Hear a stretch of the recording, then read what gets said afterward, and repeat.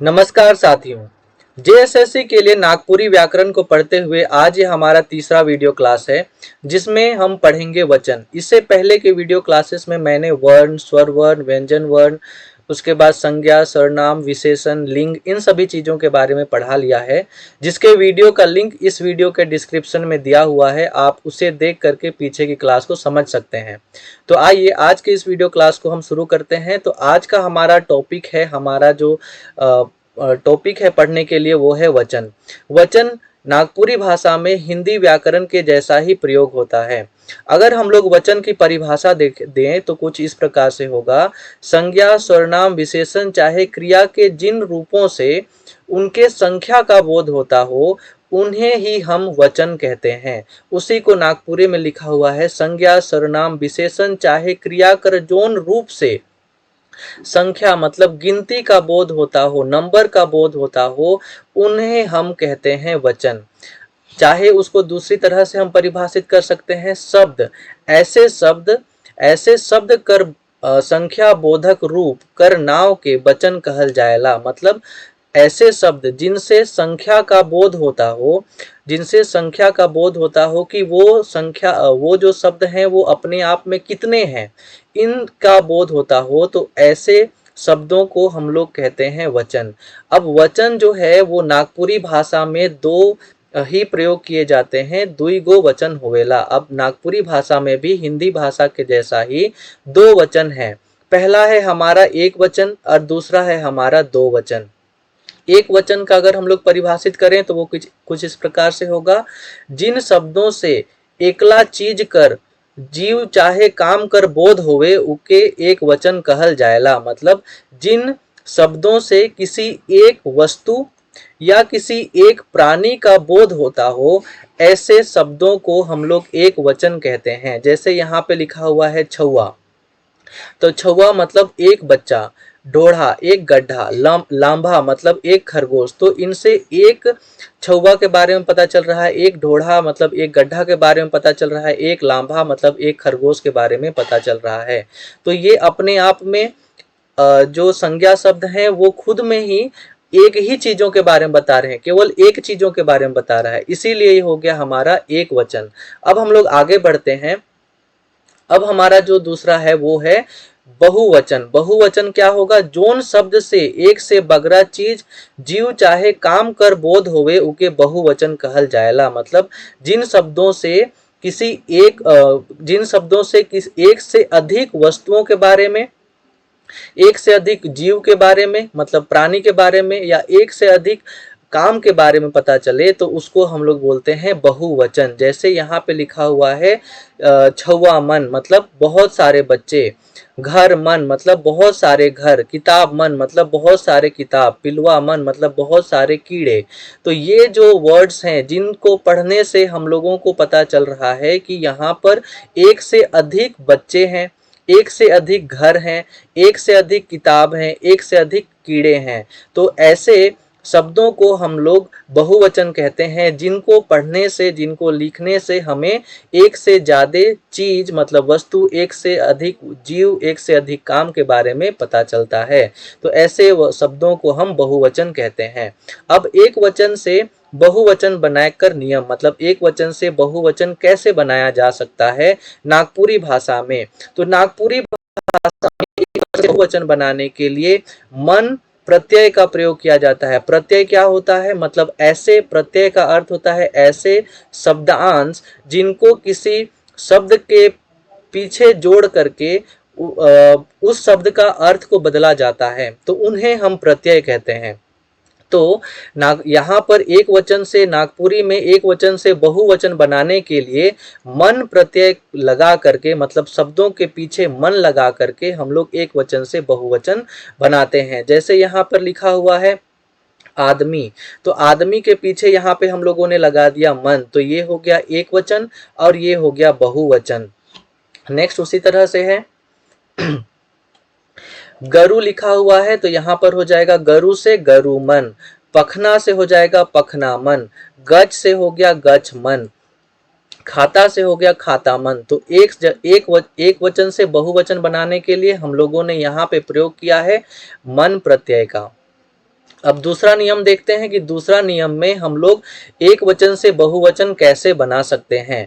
तो नागपुरी में मने लगाए के, मतलब नागपुरी भाषा में किसी शब्द के पीछे मने लगा करके एक वचन से बहुवचन बनाया जाता है। लेकिन जब हम लोग ये मने प्रत्यय लगाते हैं तो उस मूल शब्द के अर्थ में किसी भी प्रकार का कोई भी बदलाव नहीं होता है, बस वो एक वचन से बहुवचन बन जाता है। जैसे यहाँ पर है आदमी, तो यहाँ पर हो जाएगा आदमी मने। यहाँ पर लिखा हुआ है गरु, तो यहाँ पर हो जाएगा गरु मने। उसके बाद पखना, तो पखना मने। उसके बाद गज, तो गज मने। खाता मतलब कॉपी को बोलते हैं खाता, खाता मने।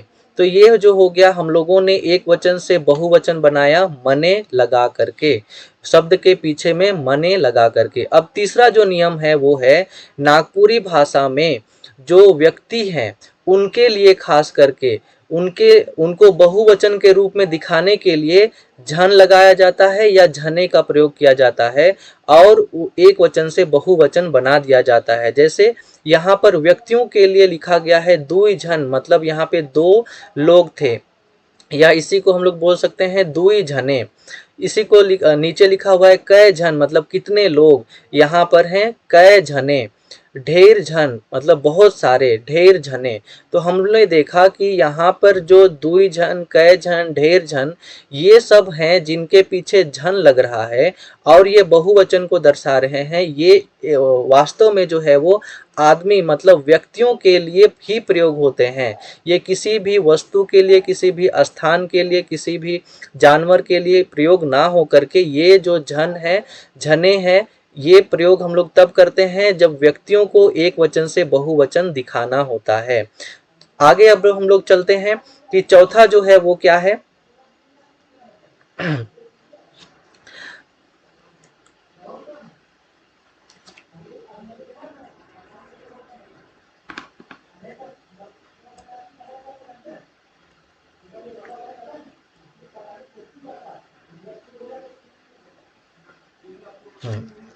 चौथा जो है वो नियम की एक वचन से बहुवचन हम लोग कैसे बना सकते हैं, वो है कि नागपुरी भाषा में हम लोग सौब लगा करके, नागपुरी भाषा में हम लोग संज्ञा के बाद में या संज्ञा के पहले सौब लगा करके एक वचन से बहुवचन बना सकते हैं।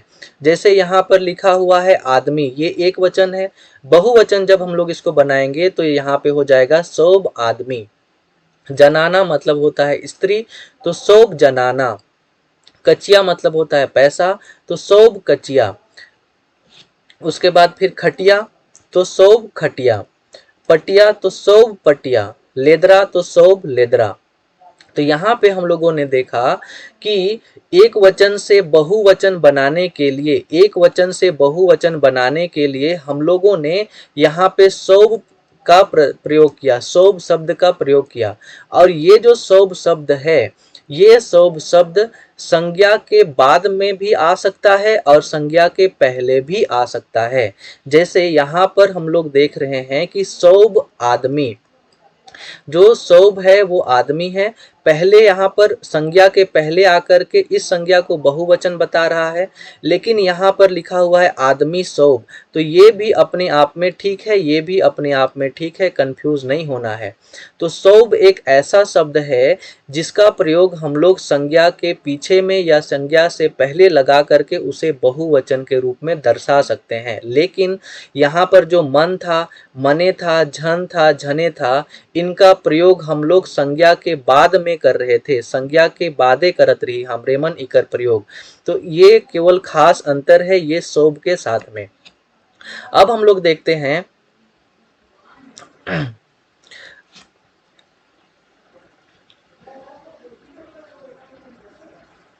अब हम लोग देखते हैं आगे।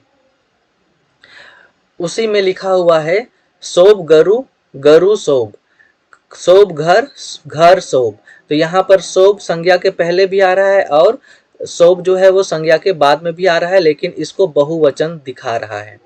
अब पांचवा जो नियम है वो क्या है कि जब संज्ञा के पहले संख्यावाचक विशेषण कर प्रयोग करल जाएला, मतलब जब संज्ञा के पहले संख्यावाचक विशेषण का प्रयोग किया जाता है ना, तो यही संख्यावाचक विशेषण इस संज्ञा शब्द को बहुवचन दिखा देता है। इस संज्ञा शब्द के पीछे में हमें मन, मने, झन, झने आदि लगाने की जरूरत नहीं पड़ती है। तो आपको याद रखना है कि जब भी संज्ञा के पहले संख्यावाचक विशेषण हो, जब भी संज्ञा शब्द के पीछे पहले संख्यावाचक विशेषण हो, तो हम लोग उस संज्ञा को बहुवचन नहीं बनाते हैं, बल्कि वो खुद ही एक बहुवचन बन जाता है, अपने आप बहुवचन बन जाता है।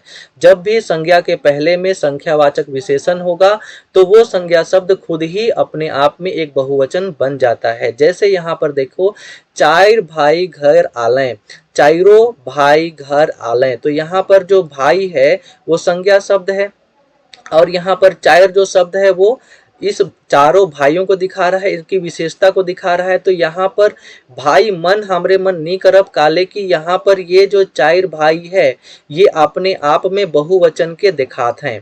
सेहे ले हमरे मन इके चार भाई है रह देव, इके नी आगे बहुवचन बनाकर कोशिश करब, ये अपने आप में बहुवचन है। कि जैसे ही यहाँ पर लिखल है सातों बहिन, तो बहिन हो गलक हमर संज्ञा शब्द, और सातों जो हो गलक वो हो गलक हमर संख्यावाचक विशेषण।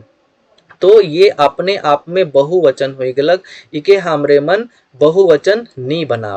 तो इस तरह से हम लोगों ने देखा कि पांच तरह से जो है वो हम लोगों ने एक वचन से बहुवचन बनाया।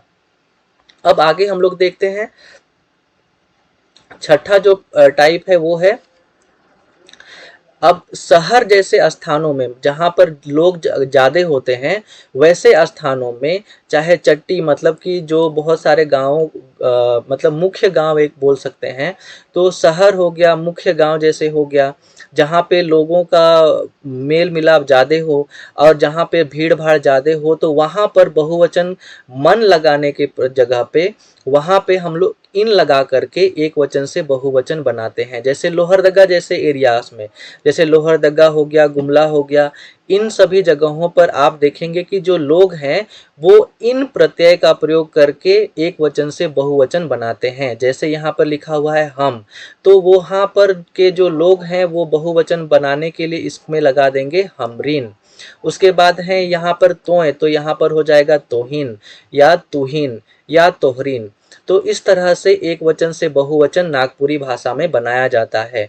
तो आज के इस और ये जो इन वाला जो शब्द है, जो आप लोगों को देखने के लिए मिलेगा कहानी में, नाटक में, उपन्यास में, और साहित्य के जो पात्र हैं वो जब भाषा बोलते हैं तो उसमें भी आप कहीं कहीं पे हमरिन शब्द को देख लेंगे, तुहिन शब्द को देख लेंगे। तो इस तरह से हमारा जो आज का टॉपिक है वचन, वो ख़त्म होता है। हमारा वीडियो क्लासेस अगर आप लोगों को पसंद आ रहा होगा तो हमारे इस YouTube चैनल को सब्सक्राइब कीजिए, और ताकि हम लोग और भी अच्छे अच्छे वीडियोस बना सकें और हमारे टीम को जो है वो मोटिवेशन मिल सके। इसी के साथ आज के लिए हम विदा लेना चाहते हैं। बहुत बहुत धन्यवाद हमारे इस वीडियो को देखने के लिए।